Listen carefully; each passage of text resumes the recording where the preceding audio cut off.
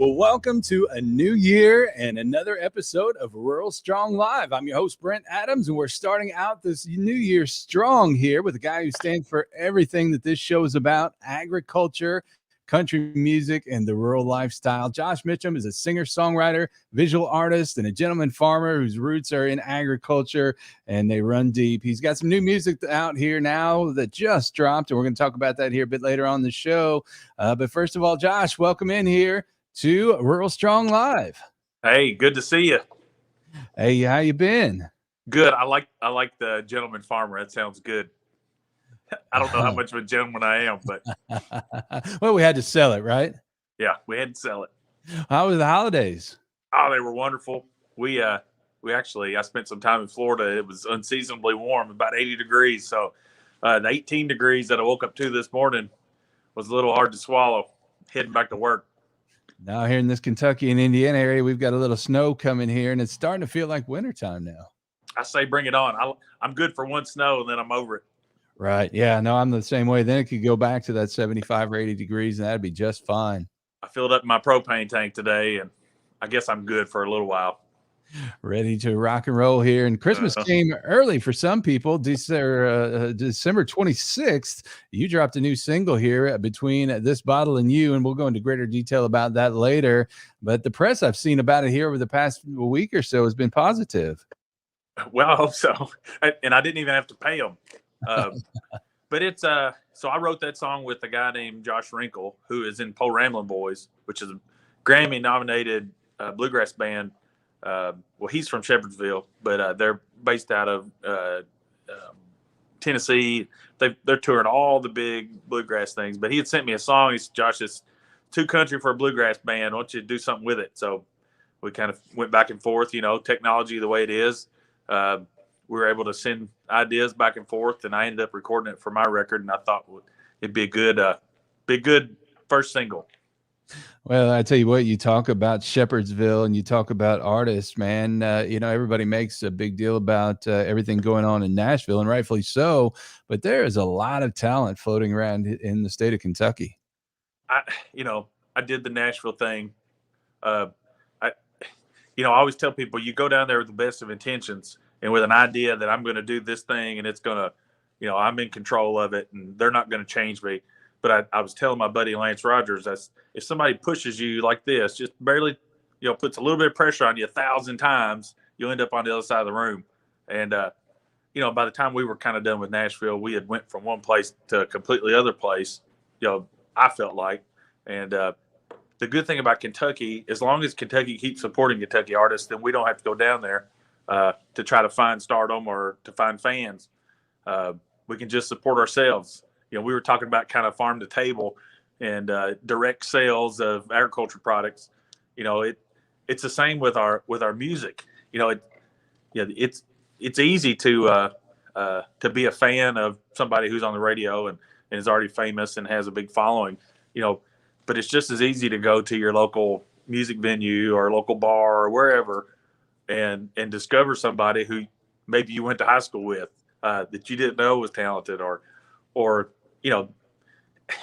I just think that there's an audience for everybody and Kentucky has just always been extra talented. I guess it's our heritage, but maybe it's because we don't have anything to do and we just sit around and play guitars.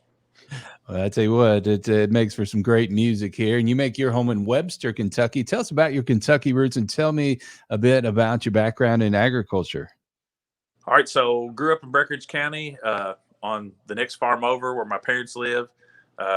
Went to Western Kentucky University, majored in agriculture. I was an ag teacher and FFA advisor for about 15 years. I left to play music full time for about 4 or 5 years. And then luckily, looking back, I had an opportunity right before the pandemic, the summer before, to take a position with Kentucky FFA, working for Department of Education. I'm the director of the Kentucky FFA Leadership Training Center, which is the FFA camp. So anybody that's been to FFA camp, that's where I get to go to work every day. And I've been there for going on. This will be my 4th summer working at FFA camp. In that time, right before the pandemic, had the opportunity to purchase the family farm, and we were already living in my grandparents' house. So where you see me right now, I'm in the 100-year-old barn here on the farm that we've converted into a venue. So participating in agritourism. We mentioned I'm a gentleman farmer. All I do is mow the grass, the 3 acres around the house. We have a farmer who rents from us and raises corn and soybeans. And I told you, when I retire, I'm going to go back to losing money and be a cattle farmer. So I'm looking forward to those days. Well, cattle farmers unite. There's quite a few of them here that pay attention to what we're doing here. So welcome to them. Welcome to everybody else who's just now joining us. If you've had any questions, make sure you drop them in the chat. Also, let us know where you're watching from tonight. We'd love to hear from you and connect with you here.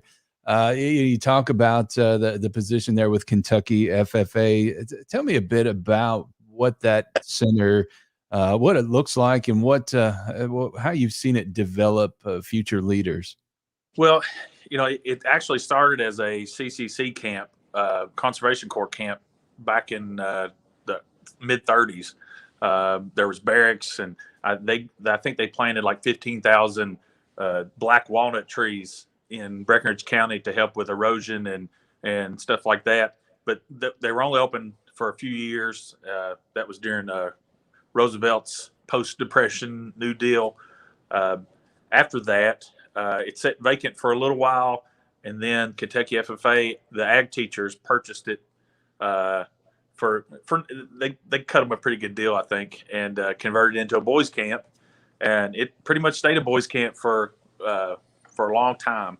But for about the last 30 years, it's really been focusing on developing student leadership, and FA officers come with their chapter and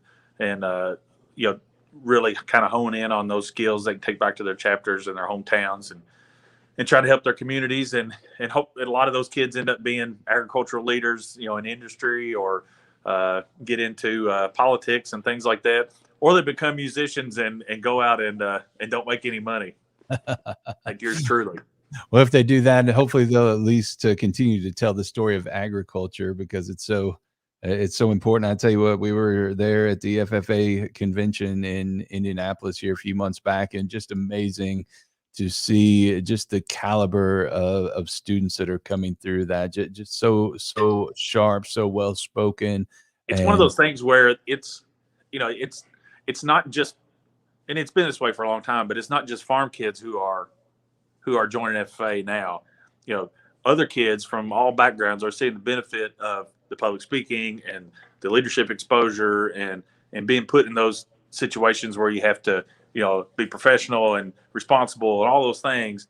And it's agriculture has just become the vehicle, and FFA the platform for our best and brightest to become our future really powerful people. And there's a lot of student organizations that I work with through the camp, FBLA and FCCLA and DECA. And there's a lot of them out there, but I still feel like that FFA is the premier leadership organization for our young people. Yeah, I tell you what, and the other intangible there, confidence, and work ethic to see those kids. If you get a chance to spend any time around them, it just blow you away. That's the problem. I don't have any hay for my kids to toss or ice to chop and break in the wintertime, or fences to fix. I might have to fix that. We have to get on it. I do understand that some of your kids have had some touches with music. Tell me a bit about your involvement in music. When did you really start to discover music and connect with it? I don't know. Mom sang in the car, and we went to church, and there was always music. My best friend's mom was the organist, and we'd go sit in the choir loft. But I really started kind of messing around with it. I guess, I mimicked the radio, and I remember being at Little League games, like behind the bleachers with all the other kids and singing to the girls and getting a response from that, like Boyz II Men or something, whatever was popular at the time. And but when I got to high school, had a wonderful teacher in the middle of Breckinridge County in rural Kentucky. You wouldn't think that the arts would be something that everybody really embraced, but our band and our chorus has always been really strong and well supported by the community, and our concerts and our plays and stuff were always like the cultural event of the whole season, So I had a teacher that really kind of pushed me, and then from there I went to college and um, found friends who played instruments, and found out that I could get into all the bars for free if I was playing, and I don't know. It started as something fun, but the love was always there, and the love's what keeps it going, I think, Uh-huh. because I'm plenty old enough to quit at this point. I believe there's probably something in you that just would not allow that, isn't there? It's called neuroses. I'm crazy. So when did you start writing music?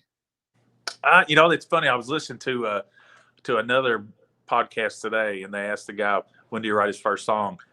So I used to have one of those karaoke machines that had the two tape decks, to where you could record on one tape, put that tape over here, hit play, put a new tape in, and record like overdub.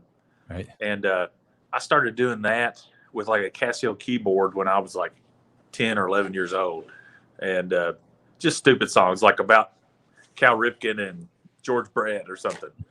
And but I really started picking up the guitar about my junior year of high school, and playing it incorrectly, and just making up lyrics.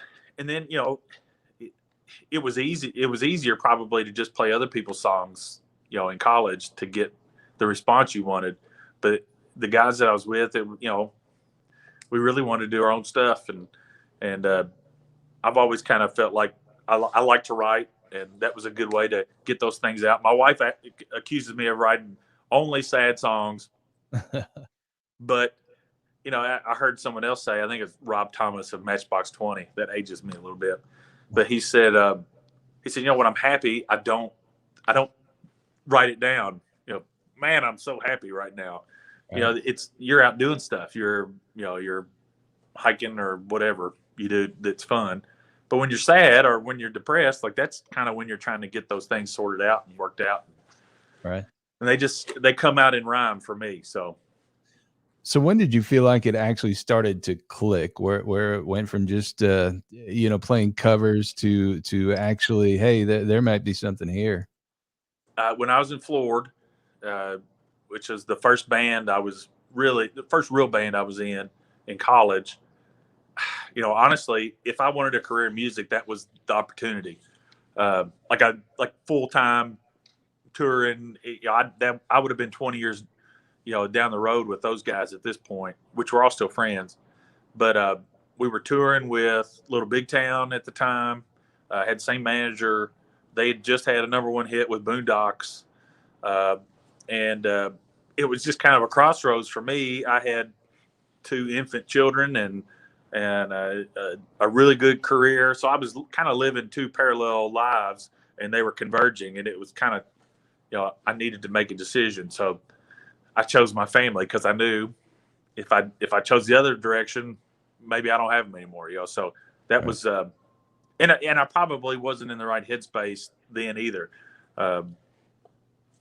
But you got to hear the coyotes out there howling. Yeah, I heard. Yeah.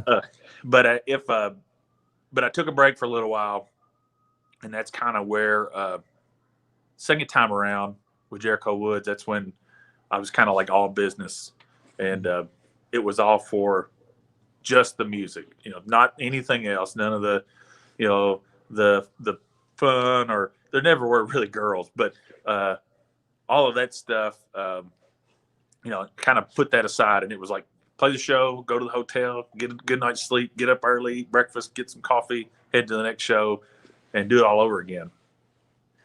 Well, you talk about the business side of it, and I know that's the part a lot of folks get into, because they don't want to fool with that side. It's all about the music and the creative aspect of it. How difficult was it to manage that aspect of it, and what kind of a learning curve was there? So when I quit teaching to play music full time, actually all I really did was become a full-time music manager, booking agent, marketer, and had very little time to actually sit and, like, I thought, man, I'm going to be the best guitar player because I can sit and play all day long. I can write songs. I can do all these things. But when you woke up every day and you were like, okay, I'm booked through the next month, but what about the month after next? We've got music we're trying to put out. How are we going to get it to a bigger audience? So you end up spending a whole lot of time on the computer and on the phone, and just really, because nobody cares as much about your stuff as you do. Right. We worked with some good people over the years, but for the most part, it's you against the world. And ultimately, we ran into a situation where it was us with our tens of dollars against people with millions of dollars. And that's right. And honestly, you just kind of had to resign to the fact that is the state of the business. I'm not saying it's payola, but I'm just saying if you don't have the money to play, you're not going to be on a top 40 radio station. That's just the way it is. So I guess where I'm at now, I've got all the equipment I need to record at home. I've got a network of friends who can provide resources that I need as far as other instruments. And, I've still got all my contacts and connections that I had before. And to steal a phrase from my friend Jen Tackett, I'm just trying to build my own table. Right. I don't have to go and sit at somebody else's table now. I can do it all kind of from here. And honestly, the pandemic has even broadened that. It's so much more acceptable to say, no, I'm not going to drive all the way to Nashville for a meeting. You can just Zoom me if you want to talk to me. So I think it's opened up a lot of opportunities. And honestly, I don't know how necessary in my situation it would be for me to go on tour for 200 days a year, making $300 a night. I would be far better off continuing to make music, put out music, go to work, drop my kids off at school, pick them up, go to the ball game, and kind of manage both those things kind of in this space. So that's kind of what my experience with music business has led me to, is that I don't need a record label to do the things that I'm doing. Their money would be great, but I can do a lot of this stuff on my own and with my friends and get the same level of enjoyment. Right. Well, I don't think a lot of people realize it is almost like NASCAR in that sense, that if you come to the table with a lot of money behind you, you can line up the ride and it can be as good as you want. We only had one car. So if we blew that engine, that was it. I think that's a great analogy. We couldn't go back to the garage and get the other car. So it was, and I was willing to drive that car till the wheels fell off, and I'm proud of what we were able to do. We shouldn't have had a video on CMT, and we shouldn't have had records that charted, on iTunes and all that stuff, because we didn't have the money behind it. Right. So, well, I think it speaks to the volume of the professionalism and the musicianship of everybody in that group, because I know that's what, when you guys hit my radar, as I was kind of starting out with my shows, I was constantly having people ask me, you ever heard of this band Jericho Woods? I know they're from kind of your neck of the woods here, and you need to have them on because, man, they're great. And I just kept hearing it over and over again. And, it really struck a chord with a lot of people. So you were doing something right. Yeah. We were, we weren't playing to 16-year-olds and we were no spring chickens either. So, and I still don't know how to use TikTok and all those things. So, it's kind of like I've got a very specific, and Jericho Woods did too. We had a demographic of people that really responded to us. But most of those people had to get up and go to work every day and didn't have time to follow you around all your shows. And they had cows to feed and kids of their own to take to school. So, but we did have the wonderful fans, and I'm sure they're still out there. The cool thing about this record is that I had multiple Jericho Woods members playing on it. So it's like, we're not touring, but we're still all friends. And I talk to Paul every day, and the boys that were in Nashville were able to do remote recordings, and Anna, who played fiddle with us, she and I still play shows together. So we're still together in a sense. We're just not a touring band anymore. Right. Well, I know I see on social media folks all the time asking if there's any possibility you're ever going to get back together. Is that door officially closed, or is there any possibility of any kind of a revival in the future? Well, we did a farewell show here in the barn in May. We recorded that. That will eventually come out, I think. And I think there's an accompanying video with that. Um, no, that door's not closed. It's just, Anna had a baby. Paul was tired of riding around in the smelly van. Uh, and honestly, you know, we had full-time musicians playing with us, so they needed us to be playing all the time to stay in our band. So it kind of, before the pandemic, we had said, let's take off for 6 months. And we'd encouraged Aaron and Will, who play guitar and drums, get you a steady gig, and we'll work around that. Of course, then the pandemic came, and nobody played. And and that had lots to do with it, too. Life kind of moved on, and we all kind of started doing different things. I sat in the barn and wrote new songs. And we're definitely going to talk about those here coming up here, because some really great stuff came out of that. And I know at various times in your career you dabbled in solo projects. What is it about those projects that it appeals to you as opposed to collaborating within the confines of a group? I really like being in a band, and I love the idea of showing up with something and saying, here it is. Let's see what comes out of the sausage grinder, Yeah. And a lot of times it wasn't what I had in mind necessarily, but I was still like super happy with that. But on the other end, it's nice to be in complete control and go, no, I don't like that. I want you to play this part, and kind of be like, this is really my thing. Like, I'm a huge Tom Petty fan.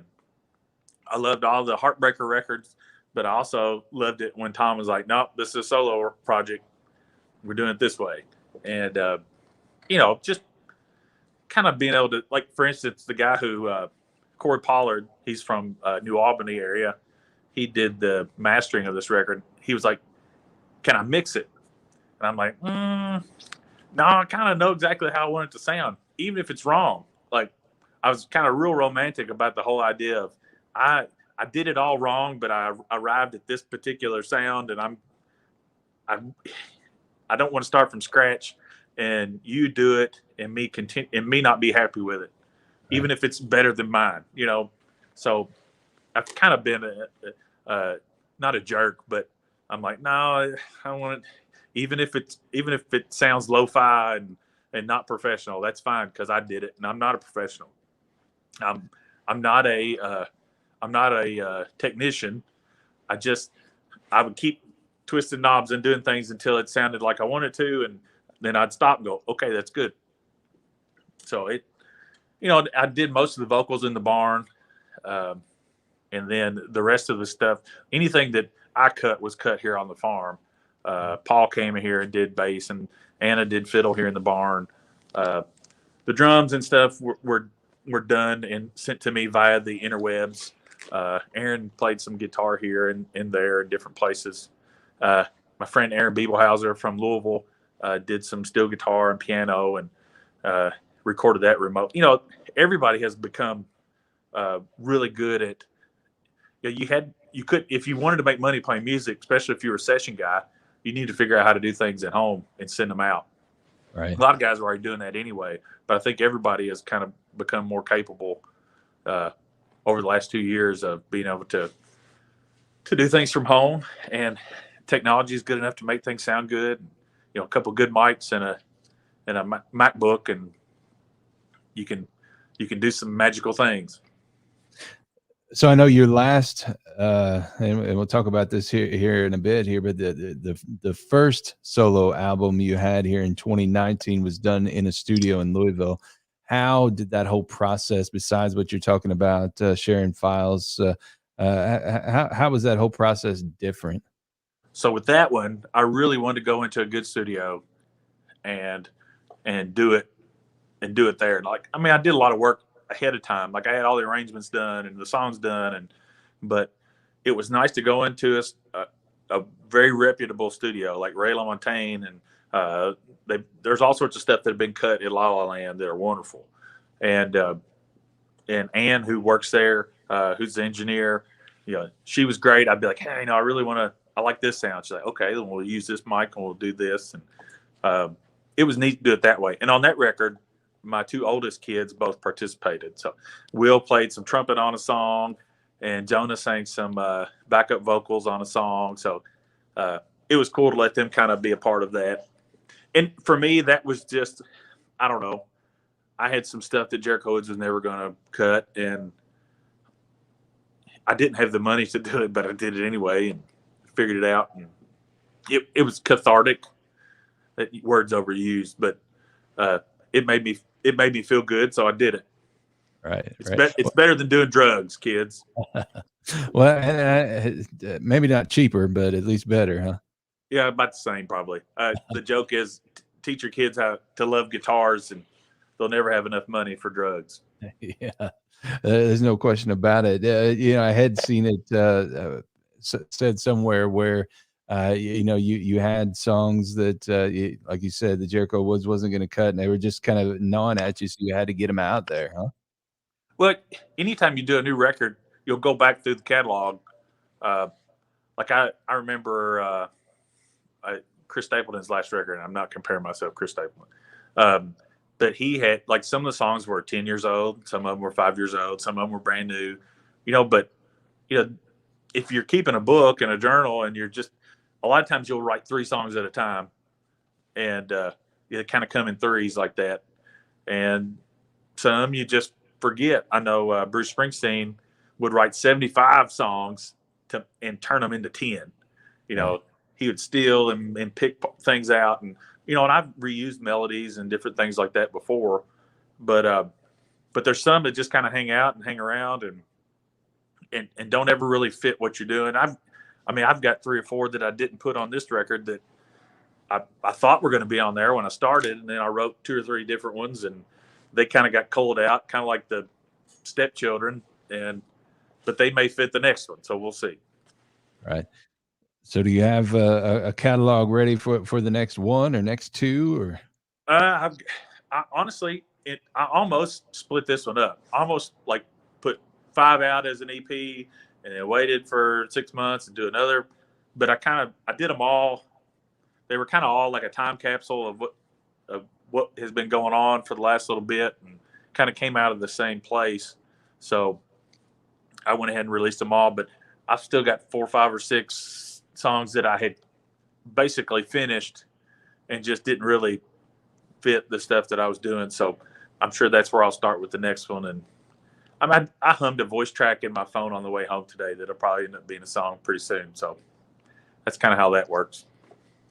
I know we talked just briefly here a little bit ago about Josh Mitcham, the songwriter. I know your songs have a lot of depth to them, and sometimes they go a bit dark. Where does that come from?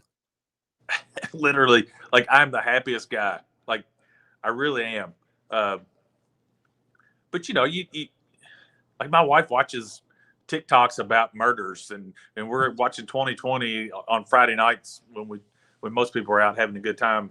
We're watching how the wife killed her husband with arsenic over 2 months, or it's like, so there's plenty of fodder out there for that, kind of get your wheels turning. Like, what if I was in this situation, or what if this happened? And or you hear other songs on the radio and you go, I like that one little thing that they were talking about. It, you can just pull things out and create a whole new palette with them. Right. I don't know. It's kind of storytelling. My life's pretty boring otherwise, so you have to, you want me to write a song about answering my emails, so that would be pretty boring. So, you just kind of make things up. And like I said, I answer that question all the time. No, this song is not about my wife. And it's not about any girlfriends or anything. It's just, you can make stuff up. That's what I do. And a lot of times the sad stuff, I don't know why I gravitate to sad. Because you really feel something when, there's a lot of emotion attached to those kinds of topics. Happy's happy. Like, I don't like there's not a big difference between me being like moderately happy and big time happy. But there's a lot of different colors of sad or depressed or Right. anxious, heartbroken, whatever. Heartbreak's easy to write about too. But the moral of the story is, for anybody who's watching or listening to this, don't read too much into it, huh? Yeah, it's not autobiographical. I would have, I'd need to like do some boring rap songs, like I said, about my 20-minute drive to work and my half pot of coffee before lunch. Well, how much has life on the farm and life in Kentucky in general inspired your music over the years? I think for me, the big part, obviously, the whole I always wanted there to be like a rural kind of tinge to everything. Like one of the best songs Jericho Woods ever had, and I didn't write it, Paul did, was Clear Cut, talking about losing the farm. We always did a lot of our songs were about kind of like blue collar type stuff, like Monday Morning Cigarette, or I've got a song on this new record called Till Monday Rolls Around. It's guys getting up. It has a line. It's been a Monday of a Tuesday, and Wednesday's looking rough. It's like most of the people that I know, you get up and go to work every day, and that is what living in a rural place has really done for me. There was no trust funders or people who were out trying to discover themselves. No, you get up and go to work, and you can figure yourself out on the weekends. But it's obviously living on the farm. Now, we moved here about 9 or 10 years ago, and my grandparents were super supportive of all of my artistic endeavors, and kind of moving into the house had kind of a cosmic pull. And I started thinking, what would they want me to be doing? And really, I was telling myself, this is what I think Grandma and Granddad want me doing, so I want to do this. But no, living here on farms is inspiring, and you wake up and you look out and there's deer, on the hillside, and we got 2 big ponds we can fish in, and like I said, there's constantly we've either got corn or soybeans, right up against the house in all directions, and it's it's not convenient. So if I need something from the Walmart, it's a pretty good drive in multiple directions to get to the nearest one. If we want to eat at a nice restaurant, we've got a good 50-minute drive probably. But we have relatively good access to all that stuff, but I still get to come back home to this. And I'm just like everybody else watching Yellowstone, every Sunday night. And I've only got 140 acres, but to me, it's like my Yellowstone. It's I know what people would do to be able to wake up here every day and go to bed here every day. Every night the sun sets right behind the hillside, and it's pink and purple in the sky, and the reflects off the pond. I mean, it's an enviable life, and but it's a choice. I can make a lot more money being somewhere else and doing other things. And like I said, it'd be a lot more convenient for my wife to grocery shop if we lived in Louisville. But I think she would agree that this is the best place to raise our kids and live out the rest of our life. I hope, however long that is. So when you I'm not sure what the question was. No, it's all really good stuff, man. And I totally agree with that. I think it's, I was asking about inspiration and where you find inspiration on the farm. And I think you described that to a T. I think that's great. I mean, it is and I always tell people, I don't like it. If we talk about it too much, people from other places are going to move here and try to buy it all up. So we kind of like to keep it a secret, but it it's a slower lifestyle.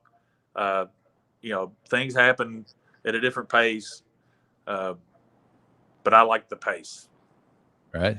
So when you got into doing all the solo recording, was there kind of a game plan for 5 years, 10 years down the road, or are we just kind of taking it as it comes right now? I have absolutely no game plan, no end game. But I do look at people like Robert Earl Keen and Ray Wiley Hubbard and a friend of mine and Paul's Dallas Moore, guys that just play and play and play and play and don't ever go away. Uh, I don't expect any kind of like John Prine recognition whenever I'm 80 years old. But if you just don't go away, you know, there could be everybody's waiting, would like for there to be that one song that kind of really resonates, and it's not even about the stardom or the recognition. It's about like, doing something that's great.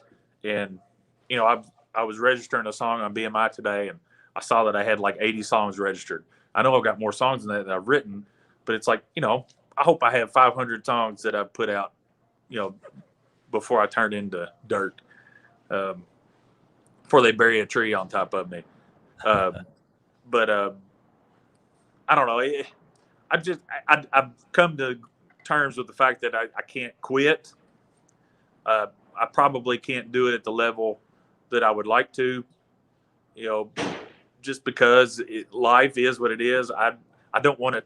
I put my family through that once before, where I kind of put us in between a rock and a hard place, and they didn't leave me during that part, so I really don't want to do that to them again.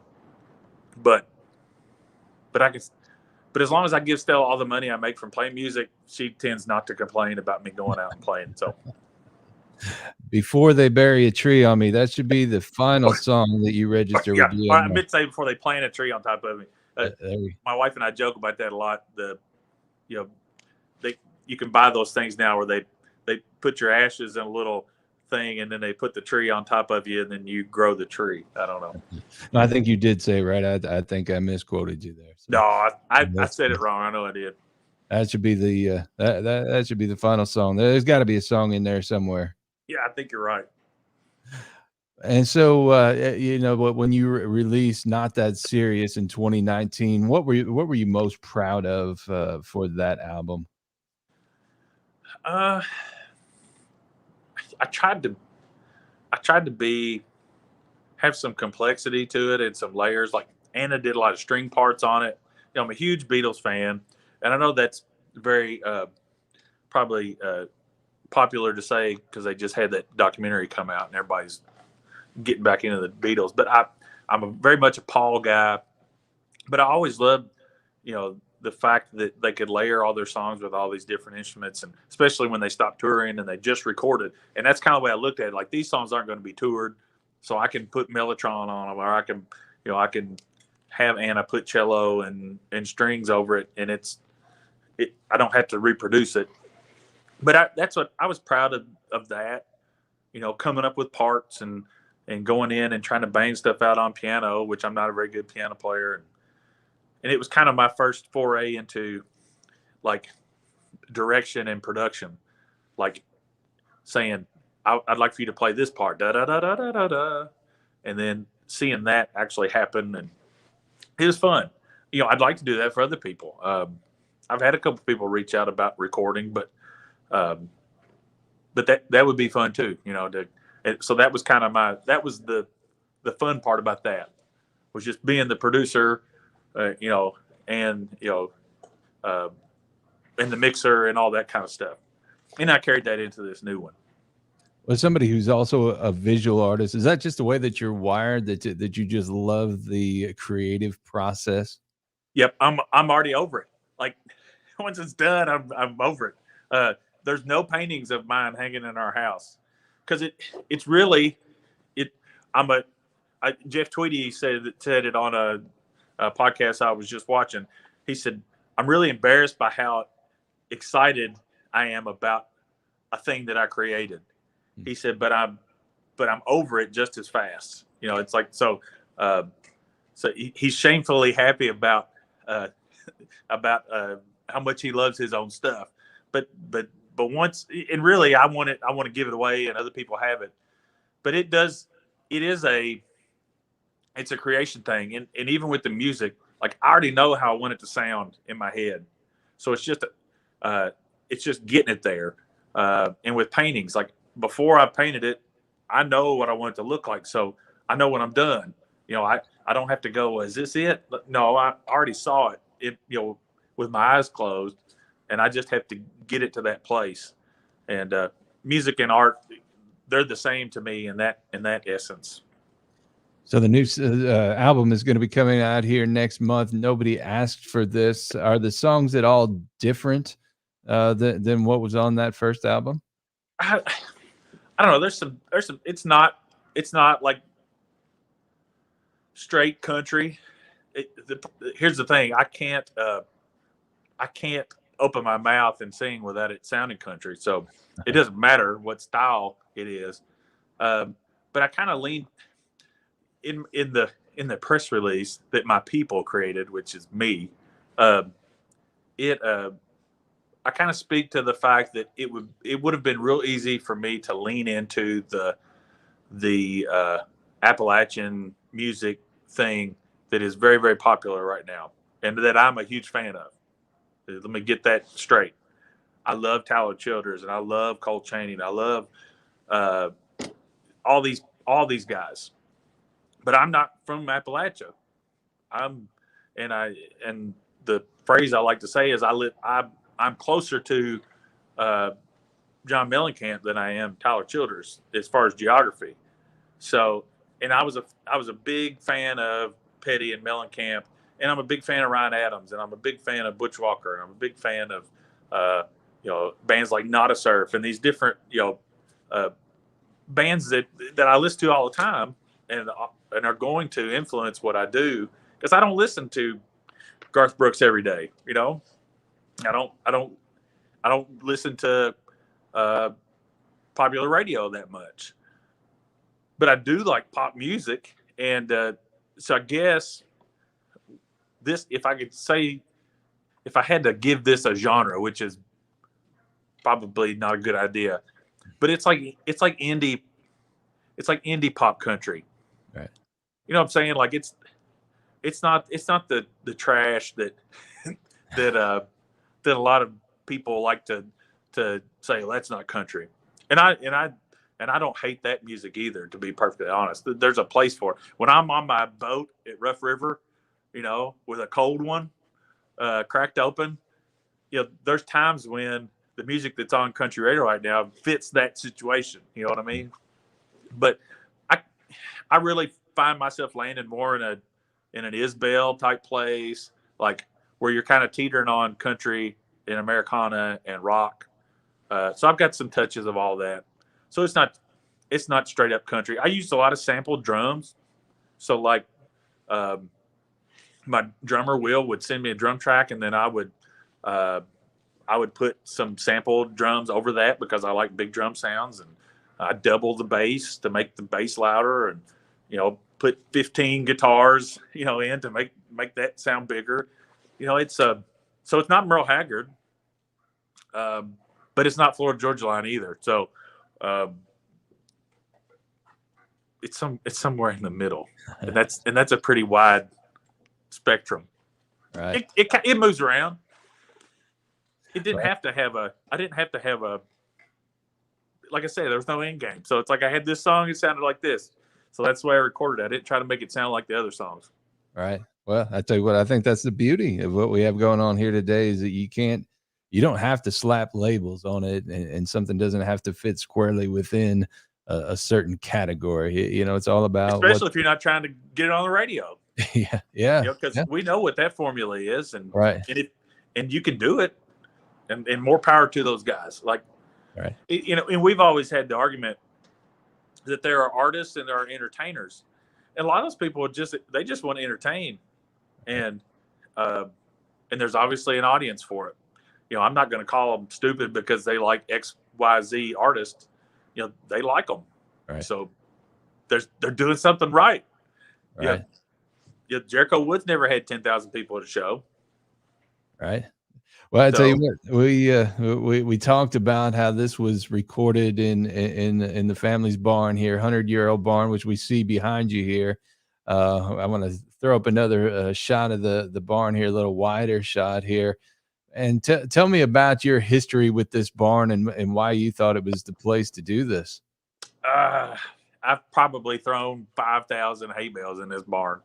Um, and we had cattle. Summer times, Granddad would he'd show up at the house because I lived a mile away. He'd show up and I'd hear the door and he'd go, yoo-hoo. And I knew it was time to get up and get to work. So I've worked a lot of cattle in this barn.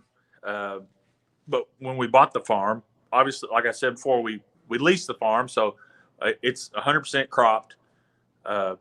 We rent our tobacco barn, we rent our hay barn to some local farmers that need extra space, and but we had this barn, and it's like, what are we going to do with it?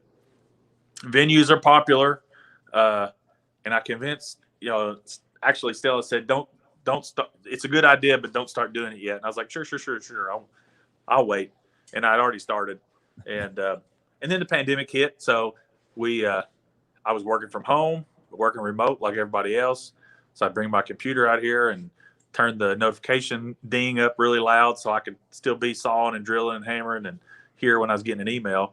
But kind of like I said before, it's like, how do I build a table that I can invite people to instead of me trying to get a seat at other people's table? It's like, I can create my own venue here.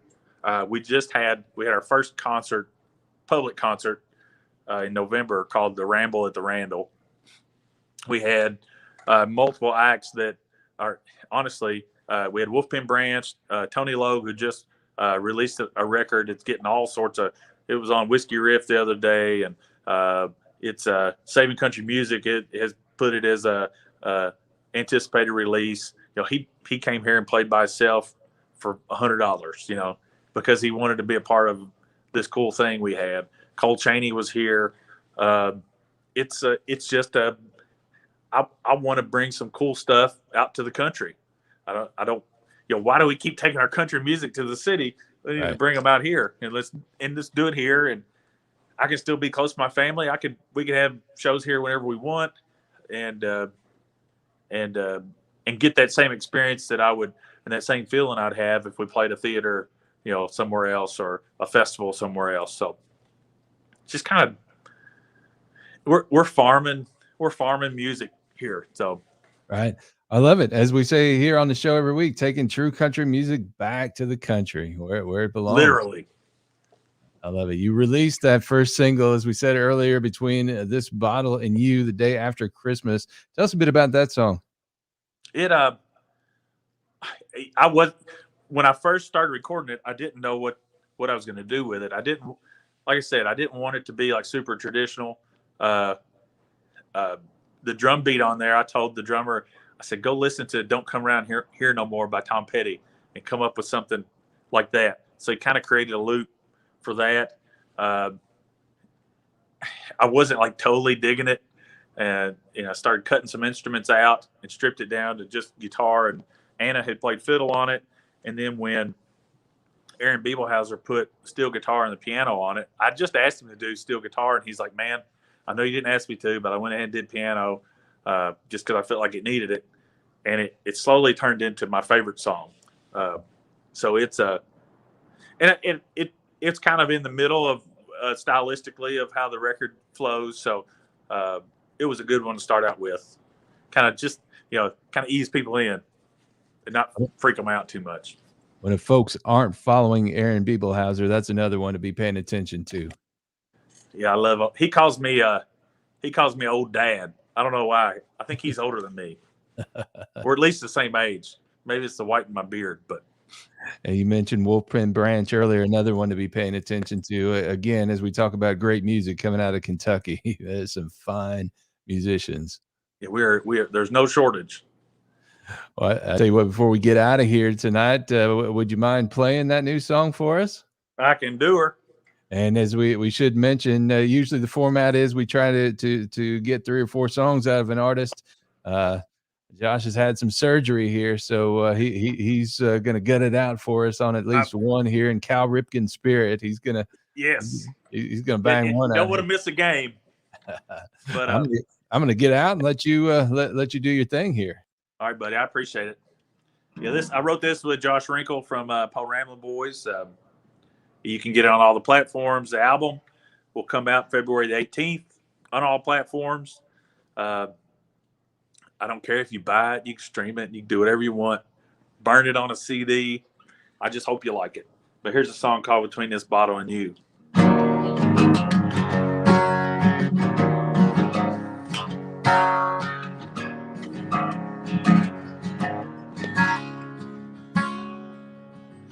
knew that if I said it, that it was gonna hurt. I knew you cut me like a knife, so I thought I cut first. But I didn't really mean it, didn't mean a goddamn thing. What I should have said was sorry, my pride got in the way. So you walked out, slammed the door, threw our rings down on the floor, slapped my face and said, you don't need this anymore. So I just sit here on this bar stool, toast my stubborn pride. Know just what I need to do to make it all alright. Be the man I know that I can be, but I just sit here like a fool somewhere between this bottle and you.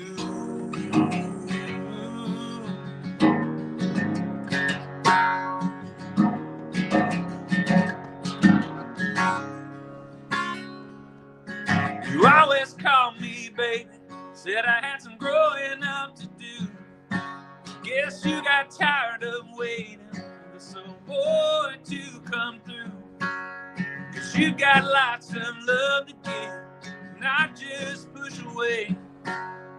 You ain't coming back now, no matter what I say. Cause you walked out, slammed the door, threw our pictures on the floor, slapped my face and said, you don't need me anymore. And I just sit here on this bar stool, toast my stubborn pride. I know just what I need to do to make it all alright.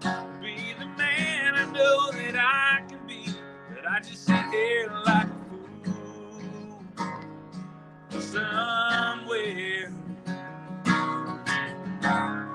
between this bottle and you.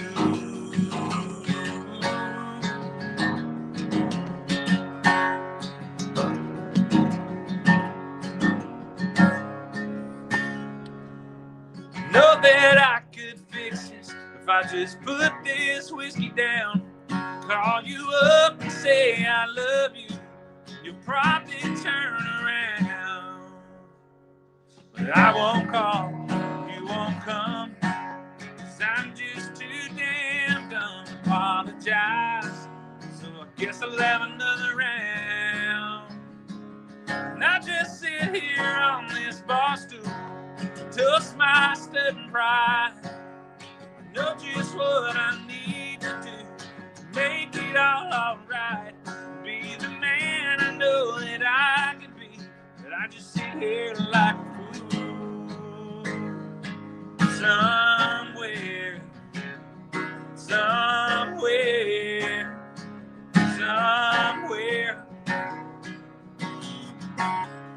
between this bottle and you.